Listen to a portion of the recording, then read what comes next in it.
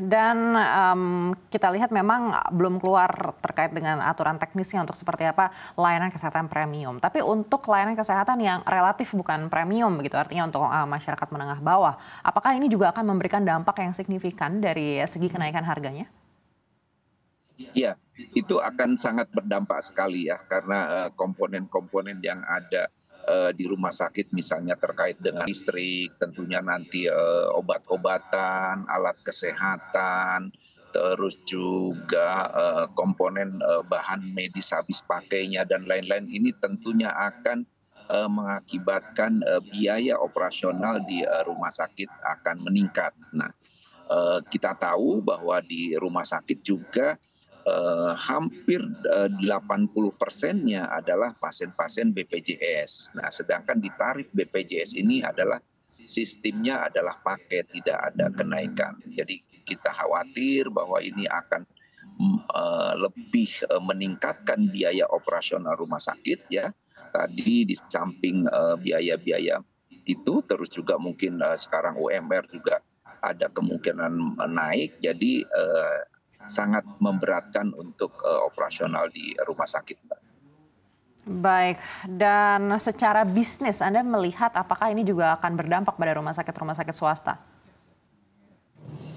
Ya tentunya dengan dampak ini saya khawatir ini berdampak juga ya. Berdampak mungkin teman-teman di rumah sakit yang akan mengembangkan fasilitas medisnya, mengembangkan teknologinya, mengembangkan layanannya, tentunya ini akan berhitung ulang gitu ya, sampai sejauh mana dampak dari kenaikan PPN yang menjadi 12% ini. Baik, karena selain kenaikan PPN 12% ini kan kita juga tahu ada kenaikan UMP di 2025 nanti begitu. Apakah ini akan mengubah seperti apa tata kelola bisnis di rumah sakit swasta?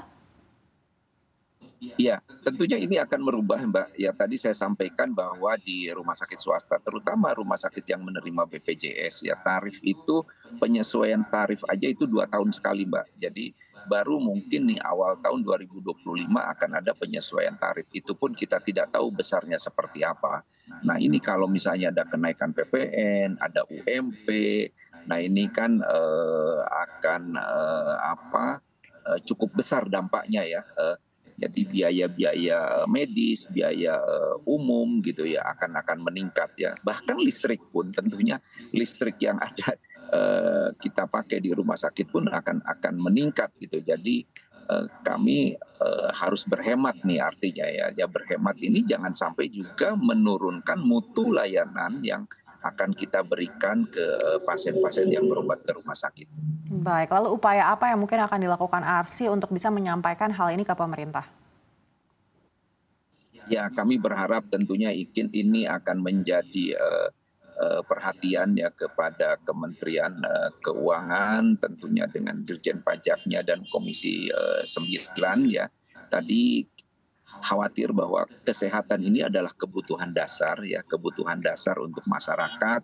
Tentunya kami berharap PPN ini tidak berlaku untuk layanan di rumah sakit gitu ya. Kami harapkan itu. Yang kedua juga tadi saya sampaikan ada kekhawatiran kalau ini meningkat tentunya akan berdampak ke pasien-pasien yang tadinya mungkin berobat di dalam negeri akhirnya tetap lari keluar karena tarifnya mungkin tidak kompetitif untuk di Indonesia, ada kekhawatiran seperti itu gitu ya. Dan tadi karena biaya-biaya semakin meningkat tentunya untuk rumah sakit soliter ini juga kami khawatir untuk tidak mampu mengembangkan produk-produk layanannya yang lebih unggul lagi. Itu Mbak. Baik, dari segi profitabilitas bagaimana ARSI menilai kinerja dari rumah sakit swasta yang menjadi anggota hingga akhir 2024 ini? Kondisi-kondisi sekarang tentunya kita terutama rumah sakit yang menerima BPJS ya memang klaim pendingnya masih cukup tinggi sekarang, jadi banyak teman-teman di rumah sakit yang menerima BPJS ini masih cash flow-nya agak-agak terganggu. Mudah-mudahan dalam waktu dekat ini pendingan klaim ini bisa bisa berjalan dengan baik sehingga pembayaran itu lancar, dan ini akan membantu untuk teman-teman di rumah sakit untuk lebih meningkatkan mutu layanannya lagi kepada pasien. Baik, tapi bagaimana dari segi pertumbuhan? Apakah memang sudah sesuai dengan ekspektasi ARSI? Kalau pertumbuhan saya lihat pertumbuhan rumah sakit sudah sesuai, jadi hampir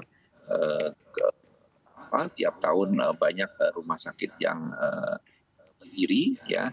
Tentunya ini suatu peluang ya, dan kita harapkan ini bisa membantu memudahkan akses untuk masyarakat untuk bisa mendapatkan layanan kesehatan. Tapi hanya saja kelihatannya ini juga butuh didukung oleh BPJS. BPJS juga kita harapkan bisa memperluas kerjasamanya terhadap rumah sakit tersebut.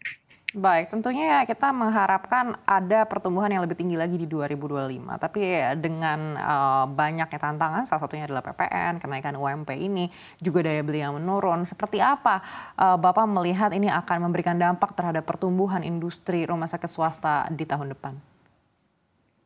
Ya, memang kekhawatiran itu tadi ya, dengan PPN yang naik ini tentunya dampaknya akan cukup besar, baik itu nanti biaya obat, biaya penunjang laboratorium, radiologi, terus juga bahan medis habis pakai, terus juga umum gitu ya. Tentunya ini akan sangat berdampak sekali untuk